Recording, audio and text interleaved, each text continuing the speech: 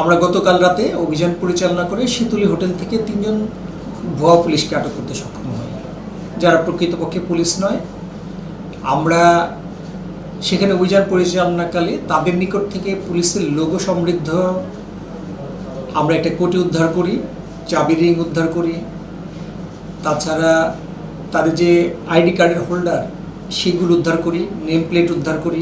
আমরা তাদের নিকট থেকে 3টি মোবাইল উদ্ধার করি, যেগুলো অনেক বেশি দামি।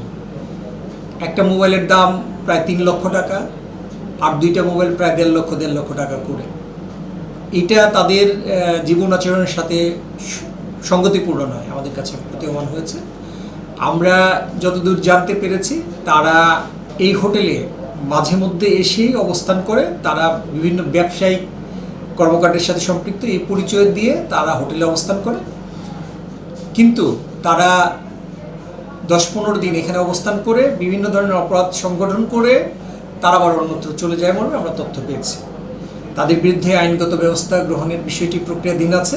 আমরা মামলা রুজু করব তাদের বিরুদ্ধে, পরবর্তীতে তাদের বিজ্ঞ আদালতে প্রেরণ করব।